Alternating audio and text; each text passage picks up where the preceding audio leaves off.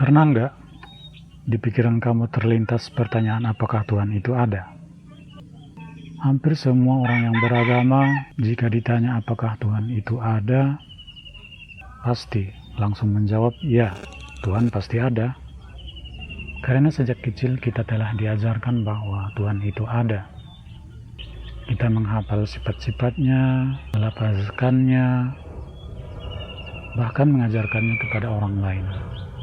Namun akan ada masa hidup membawa kita pada sebuah ujian yang tidak bisa diselesaikan oleh daya upaya kita sendiri.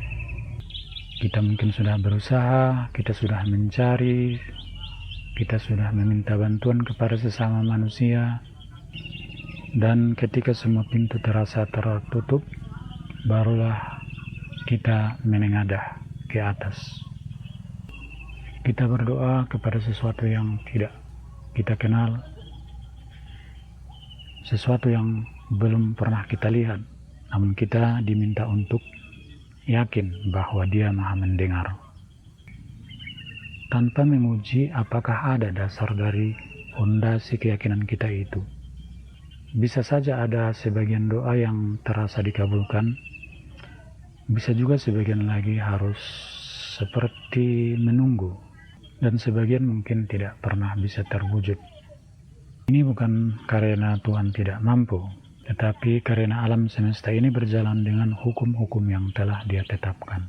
Ada doa yang memang berada dalam wilayah kemungkinan yang sesuai dengan hukum alam, dan ada doa yang bertentangan dengan hukum alam yang telah ditetapkannya. Namun apapun skenarionya, tetap itu merupakan ujian bagi keyakinan kita, yakni mampukah kita tetap bersabar jika doa kita belum dikabulkan oleh otoritas yang kita tak pernah lihat ini, atau mampukah kita tetap bersyukur dan tetap di jalan yang lurus ketika doa kita dikabulkannya. Karena itulah refleksi pertanyaan tentang keberadaan Tuhan akan digugat oleh dinamika kehidupan. Dan setiap manusia akan melewati fase itu sebagai seleksi keberimanan. Kalau kita coba masuk menelusuri apa dasar kita meyakini Tuhan itu ada, seperti yang dilakukan filsuf atau teolog yang akhirnya percaya bahwa Tuhan itu ada, pikiran kita akan mengerucut ke pertanyaan, apakah alam semesta yang begitu besar, begitu teratur, dan begitu kompleks ini bisa muncul dengan sendirinya? Dalam kehidupan sehari-hari kita mengenal hukum sebab dan akibat. Sebuah rumah pasti ada pembangunnya.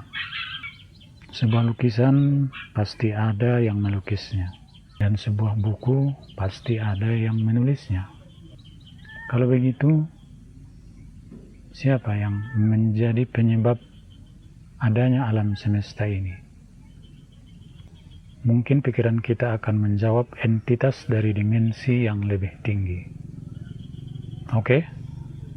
Kalau begitu, siapa yang menciptakan entitas itu? Kalau jawabannya entitas lain yang lebih tinggi lagi, lalu siapa yang menciptakan entitas yang lebih tinggi itu lagi? Kalau tanya jawab ini terus diulang, kita akan masuk ke dalam rantai sebab yang tidak pernah berakhir. Dan itu tidak bisa diterima hukum akal dan hukum kausalitas. Pada akhirnya logika kita akan menuntut adanya satu titik awal.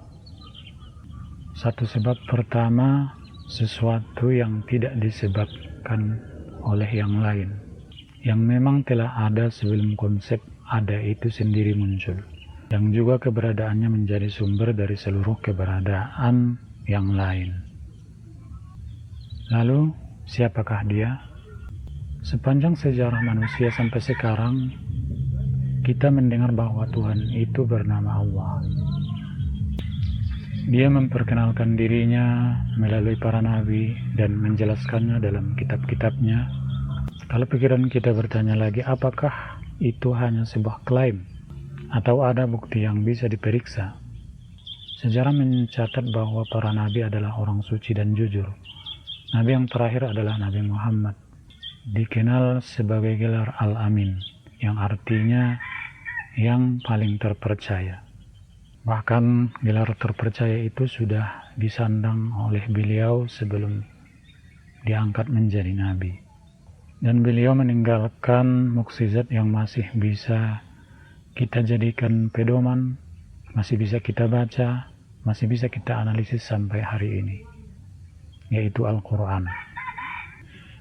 Maka perjalanan berpikir ini akan membawa kita pada sebuah kesimpulan bahwa keberadaan Tuhan bukan jumping conclusion atau kesimpulan yang tanpa dasar, tetapi juga dapat dibedah melalui logika, kausalitas, sejarah, dan perenungan.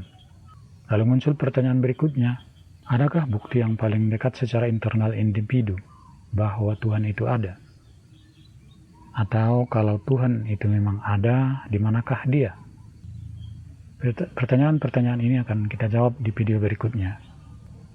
Karena memahami bahwa Tuhan ada belum tentu sama dengan menemukan posisinya. Semoga video dan channel Nur Intelligence ini jadi amal jariah bagi kita bersama. Dengan cara kamu bantu subscribe, like, komen, dan share. Terima kasih. Assalamualaikum warahmatullahi wabarakatuh.